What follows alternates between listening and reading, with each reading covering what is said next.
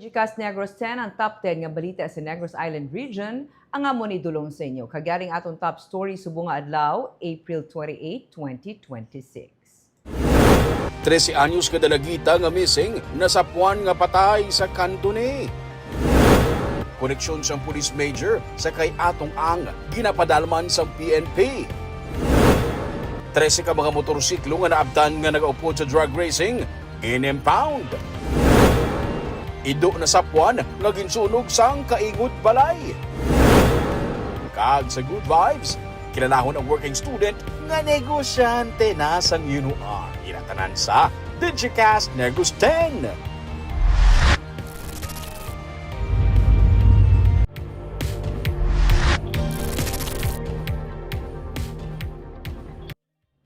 Sa number 10, Department of Health ang nag-aabiso sa publiko nga maghalong sa epekto sa mainit nga panahon karon. Pahanumdum ni Dr. Mary Ann Maestral, ang DOH Undersecretary, nga kung may ginahikot gidman kag kinahanglan nga magwa sa opisina o kung sa balay, siguraduhon nga matapos ini antes pa man las 10 ang aga kung sa diin mabatyaga na ang tuman nga pagbiti sang init.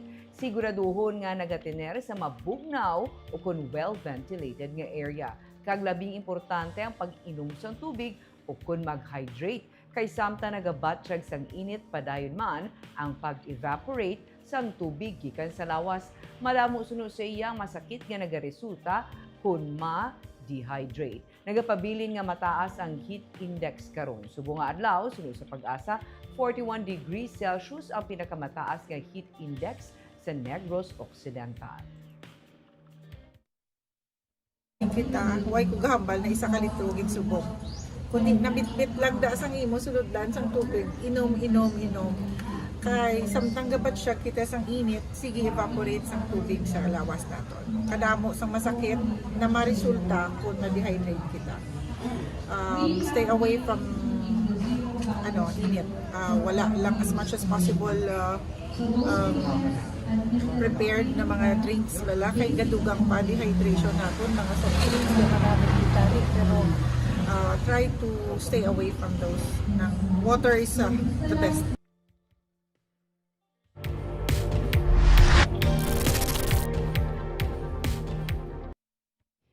Sa number 9, probinsya sa Negros Occidental ang mayara karon sang 24 ka mga DOH licensed primary care facilities gikan sa 31 ka mga LGUs sini. Sa report ni Dr. Girly Pinongan, ang Provincial Health Officer sa ginpatigaan nga Provincial Leadership and Governance Program Colloquium and Universal Healthcare Summit 2026, nagakasayuran nga 77% sa mga LGU sa probinsya ang mayara sang license to operate. Ginapasiguro sini nga ang bawat Pilipino, bawat Negrense ang mayara sang primary care provider. Sino kay DOH Undersecretary Mary Ann Maestral, ang 24 ka DOH licensed primary care facilities isa sa pinakamataas sa mga rehiyon. Ang probinsya ang mayara sang 7 ka infirmaries na pulo ka level 1 hospitals, isa ka level 2 kag isa ka Apex Hospital. Ang Negros Occidental Comprehensive Health Program naman mayara sang 758,550 ka beneficiaries pumalin sang ginsuguran ini. Sa iyang speech, ginsiling ni Negros Occidental Governor Eugenio Jose Lacson, ang probinsya ang nagatuyo sa isa ka people-centered governance. Ang healthcare sunod sa iya, hindi isa ka pribilehiyo, kundi isa ka kinamatarong. Rason nga ini dapat mangin accessible kag mabatyagan sang kada Negrense. Our Avance Negrense Development Agenda, we have always anchored our governance on being people-centered, inclusive, and responsive. We practice leadership defined by our ability to listen, to understand, and to bring people together in pursuit of a common goal. Because beyond systems and structures, healthcare is rooted in a fundamental truth that health is not a privilege but a right. Considering we started from zero, kag na-happy gid ko nakadasig sa aton, but of course we still have several more than pila bilin, less than 10. So bululikan na naton, we will give them technical assistance. We continue to give them technical assistance. And I'm very happy with the cooperation of the local leaders in Negros. Grabe, overwhelming compared to the other parts of the country.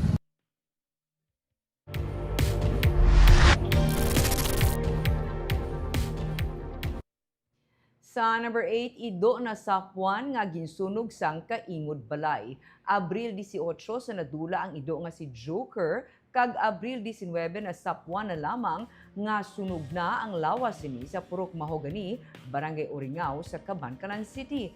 Ang nagsunog tupad balay kag pakaisa man lamang mismo sang bana sang tag-iya sang ido. Depensa ni alias Romy, wala na sang kabuhi kag nagapanimaho na ang ido sa makit-an niya ini sa sulod sang iya tangkal. Gani, nagdesisyon siya nga sunugo ng ido kag nagadali na siya tungod may laktan pa siya. Nagpanawag man siya sa iya kaingod apang wala sang may nagpalapit. Suro kay alias JB, himata sa tag-iya sang ido, ang ilang man lang kutani ang mga wala lang ginsunog ang ido bangod ginakabig na nila ini nga pamilya. Nagpangayos ng pasaylo si alias Romy sa pagsunog sa napatay nga ido. Nagpakig-angot ng fur parents ni Joker sa animal rights group para maimbestigahan ang natabo.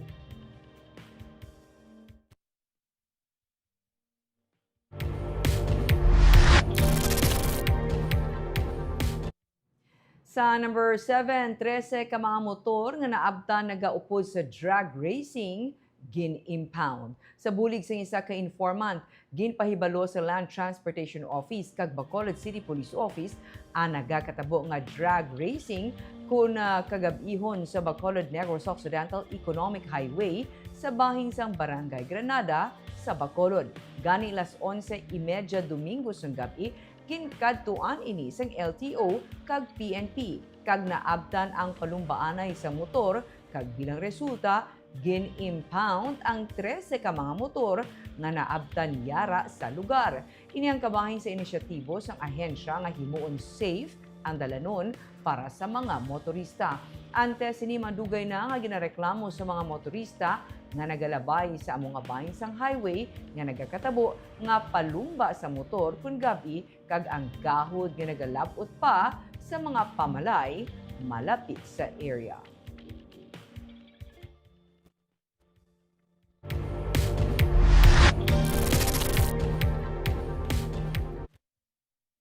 Sa number 6, rider patay sa mabunggo ang iyang motor sa truck sa Hinigaran. Nadulaan sang control ang driver sa motor kag nakabunggo sa truck sa sitio proper, Barangay Bagaas, sa Banwa sa Hinigaran, Lunes sang hapon. Nagresulta ang insidente sa kamatayo ni alias Ison, 24 anyos, taga Barangay Bagaas. Nagwa sa investigasyon nga nagasugat anay ang motor sang biktima kag ang truck nga ginamaneho ni alias Arman, 61 anyos, taga Barangay Kamalobalo sa Hinigaran. Nakabunggo ang motor sa nawala nga pangulihi nga mudguard sang truck.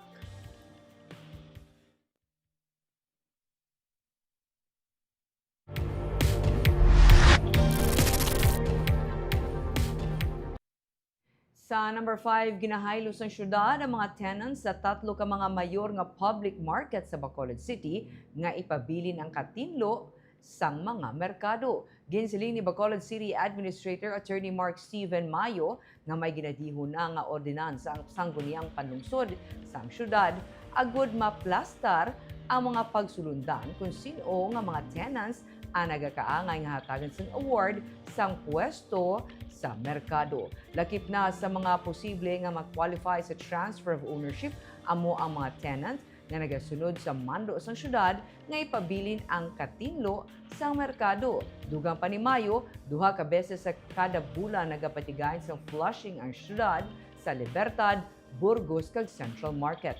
Apang hindi ini makasara nga ipabilin ang katinlo kung wala sang kooperasyon sang mga tenants. Damlag pa ginsiling man ni Levi Pange, ang pamuno sa City Legal Office Enforcement Team, nga may mga tenants sa Libertad Market nga ginahimo na hiligdaan ang sulod sa merkado. Dungan pa niya, kinahanglan nga tino ang merkado bangod kalabanan sa mga baligya diri mga pagkaon.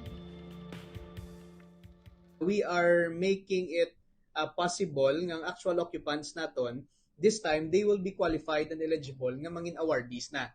No, so that's why nga mas intensified subong aton monitoring, aton mapping kag ang compliances nila with ila arrears, with the rentals kag amuni ang focus kinaton ang sa cleanliness. No, kay tungod daw isa na sa ginatutukan naton nga kung hindi sila dira abiding nga mga vendors or stall occupants, then isa ina sa mga grounds hindi sila ma-qualify for a transfer of ownership.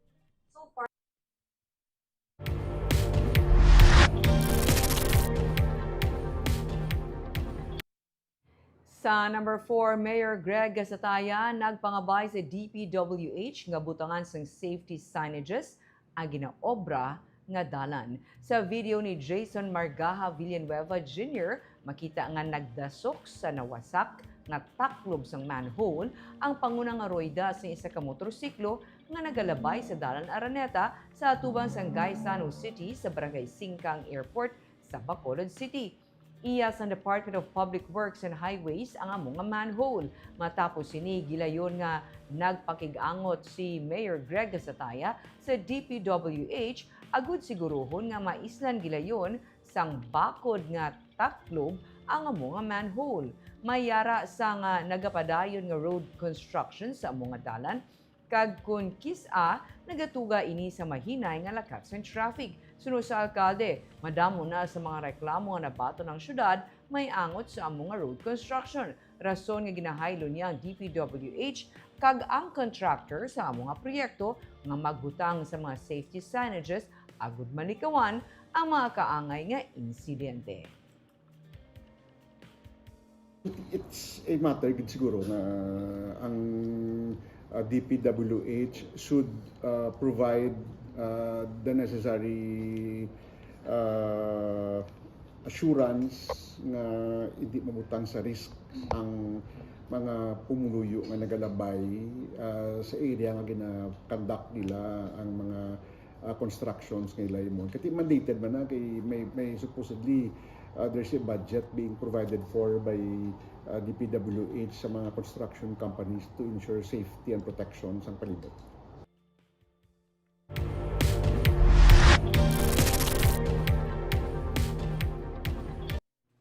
Sa number 3, Senator Ontiveros suportado ang impartial investigation sa Toboso encounter. Senador Risa Ontiveros na nagasuporta sa nga isa ka full, objective kag impartial nga pagpangusisa sa natabo nga engkwentro sa Toboso nga ginkamatay sa 19 ka mga ginaalegar katapos ang NPA. Samtang Toboso sang guniang bayan na nagpasar sang resolusyon nga nagadeklarar sang NPA nga persona non grata. Ginpahayag ni Ontiveros nga siya ang nagapalapot sa iya nga kasubo kag pag-unong sa pamilya sang namatyan. Sa interview sa media, ginsiling sa senadora nga yara sa Bacolod kay ina nga iya ginasuportahan ang pagpangusisa karon sang Commission on Human Rights sa natabo nga pagbayluhan na isang lupok. Wala man sang liho karon para sa isa ka inquiry sunod sa iya. Sa tunga sa mga pamangkot kag spekulasyon kag nagkalain-lain nga panindugan sunod kay Ontiveros, ang mata sang tanan yara nakatutok sa CHR bilang constitutional body nga in charge sa investigation. Sunod sa iya sa pagwa lamang sang kamaturan kag ang pag-angkon sa hustisya kag matigayon labot ang paghidait. Gina-appreciate man ni Ontiveros ang pastoral letter ni San Carlos Bishop Gerardo Alminaza. Tigayon man na ka-istorya si Ontiveros kay Toboso Mayor Richard Haujoco. Nagpasarang sangguniang bayan sang resolusyon nga nagadeklarar sang NPA bilang persona non grata. Ang hitabo ang tugas sang kahadlok sa mga pumuluyo kag nag-apekto sang normal nga socio-economic activities sang apektado nga komunidad sunod sa SB. Ang presensya sunod sa SB kag ang ila sini nga mga hilikoton ang nagtugas ang pagkautas sang kabuhi, pagkaguba sa mga propiedad kag disruption. I'm not raising doubts right now about either side or any side. There have been many facts or allegations or yung haka-haka, speculations raised not just by both sides but by many sides kasi malaking insidente to and maraming tao ang involved. So, again, ang mata ko rin ay nakafocus ngayon sa CHR. Tingin ko sila yung in the best position right now na simulang isurface yung buong katotohanan sa nangyari. The broad context and the deep roots of what really and completely happened.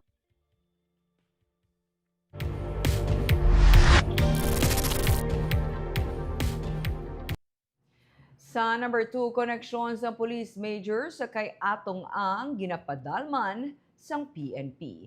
Ginausisa na sang kapulisan kag sa Department of the Interior and Local Government ang ginaalagar koneksyon ni Atong Ang kay Police Major Edgar Tonico Jr. ang anay pamuno sa CIDG Bacolod nga ginkaka sa pwesto kag ginatudlo protector sang illegal nga online sabong sa Barangay Concepcion sa siyudad Santa Lisay. Ginsiling ni DILG Secretary John Vic Remulla na matapos nga gin-raid sa kapulisan ng isa ka factory sa mga peke nga sigarilyo sa Barangay Kalumangan sa Baguio City, gintugda sa mga nagkaladakpan nga Chinese nationals ang pangalan sa pulis nga protektor nila. Natukiban sa kapulisan nga tuig 2020 pa lang, nakaupdanay na ang pulis kag si Ang sa pag-operate sa mga illegal nga isabong sa pungsod.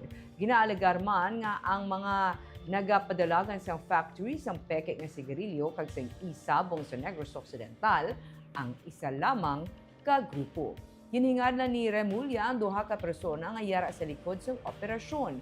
Ini si alias Don Robert kag alias Makmak. Base sa investigasyon, ginaalagar nga ang pulis kag ang mga nagapadalagan sa amo nga mga illegal nga aktibidad sa probinsya ang mga tinaho ni Ang. Hindi pa matumod sa PNP kung si Ang Gidman ang yara sa likod sa amo nga mga operasyon sa probinsya bangod nagapadayon pa ang ilang pagpangusisa sa amo nga kaso.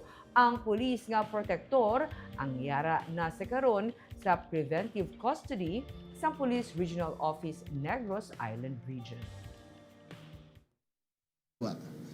Hindi mo mahalata kasi ang ginawa pang background niya, Vietnamese ang nakasulat. So pinapalabas nila na out of the country yung operations. Pero dito talaga sa Pilipinas, sa Talisay ginagawa. Yung studio para sa isabong. Nangyari yung investigation na to kasi sa nakaraan na 4 na buwan ay tuloy-tuloy ang nakawan ng panabong na manok sa buong NIR.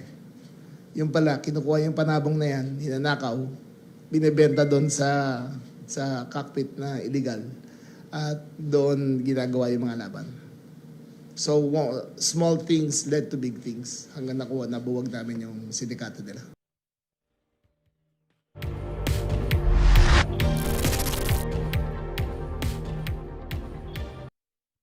Kag sa number 1, 13 anyos nga dalagita nga missing na sapwan nga patay sa Kanduni. Ginpay dalom sa autopsy subong nga Martes sang Provincial Forensic Unit ang bangkay sa 13 anyos nga bata nga babayi nga nasapwan nga patay sa katubuhan sa sitio Lawagon, Barangay Poblacion West sa Banwasang Kanduni, Lunes sang gabi. Sunod sa iloy sang biktima, ginsugo niya nga magbakal sang ay sa Tiangge sa ilang nga lugar sa puro pag-ulinganan, Barangay Haba ang iyang nga bata Domingo sang gabi. Wala makapauli ang bata kag naghaom-haom ang iloy nga nagupod siya sa iya mga abyan. Gintinguhaan man nila nga pangitao ng bata apang wala gid sang may nakuha nga impormasyon ang iya mga himata. Lunes ang gabi isang may mga menor de edad sa Barangay Haba nga nakakita sa lawas ng biktima sa sulod sang katubuhan. May pilas sa ulo ang biktima. Ginsiling ni Police Captain Lionel Adolacion, hepe sang Kanduni PNP, padayon pang pagpangita ng ebidensya, CCTV, kag mga saksi. Ginahulat pa man sang kapulisan ang resulta sang autopsy agud mahibaluan ang gintunaan sang kamatayon sang biktima. Wala pa recover doon kahit ginamit man lang na sa pagpatay sa bata. Wala doon sa area. Posible na dinala lang ang bangkay doon sa area nang namatay na. Oo. Sa ibang lugar, sir, ginawa yung krimen. Tapos, Yes, ma'am. Posible yun, ma'am. we are looking into how many angles, sir. Actually, ma'am, isang tinitingnan natin, ma'am, posible may galit sa pamilya o revenge. Isa yun, ma'am. Marami tayong gulungan tinitingnan, ma'am.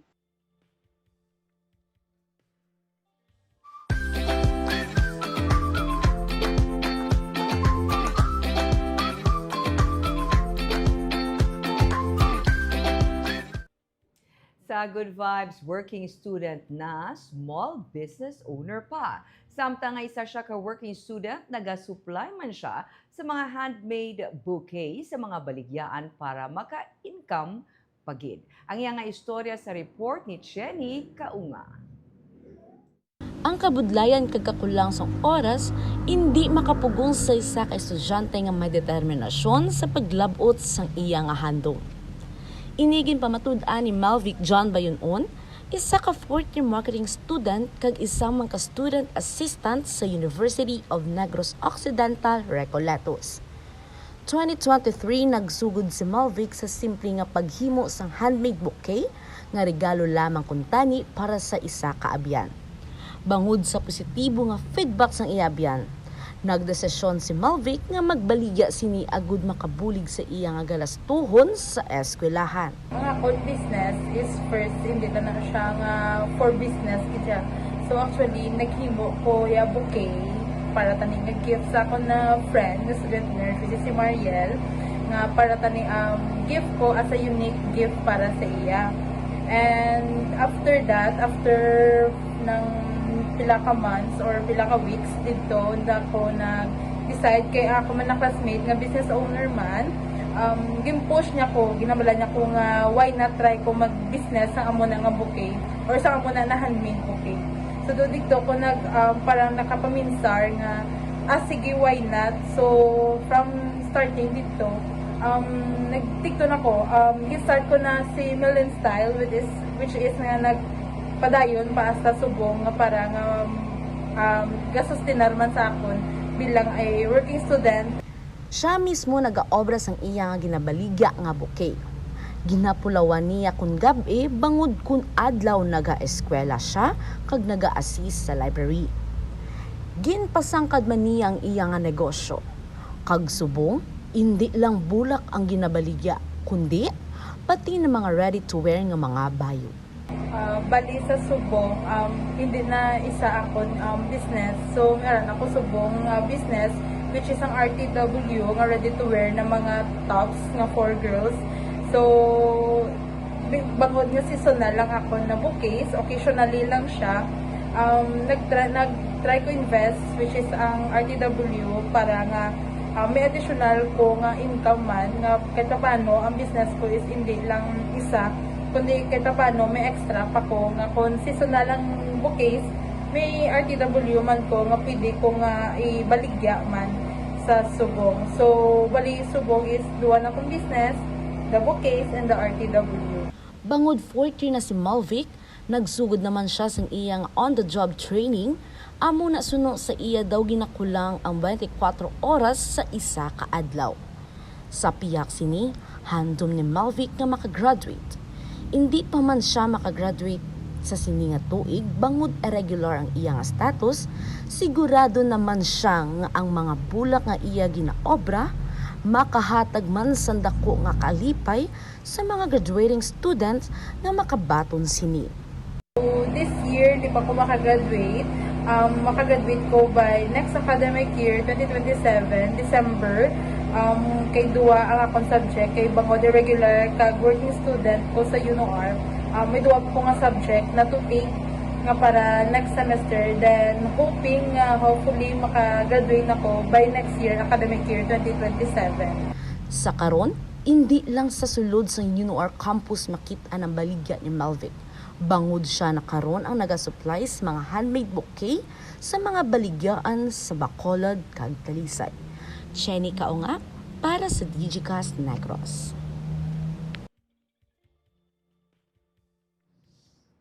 Kaya kita nag-shout out sa ating mga live viewers kay Marvy Cepriano Aquino. Good afternoon, Digicas Negros. Good afternoon, Ma'am Barbara. Watching from Silay City. Maricon Gamboa Hayashi.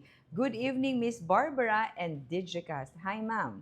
Terry Nacionales Tejada. Dapat gid tani tinlo gid ang mga markets kay pagkaunda ang ginabakal. Iyan nga reaction sa aton nga story sa mga merkado nga dapat matinlo. Kay Franklin Panagiton, maayong hapon Digicas Negros, Ma'am Barbara, always watching from Nato, La Castellana. Hi sa taga Nato. Shout out ko lang ang amon mabuot nga kapitan diri sa barangay Nato, Kapitan Macaria Andrico. Hello, Kap. Joe Art Mandagitones. Good afternoon po, hamba niya. And Che Lobaton. Good evening, Digicas Negros. Hi, Idol. Ay, grabe na huya. Miss Barbara watching from Bago City. Kagamuyad tong top 10 stories of the day. Tub-tub was. Ako si Barbara Mijares. Maayong gabi.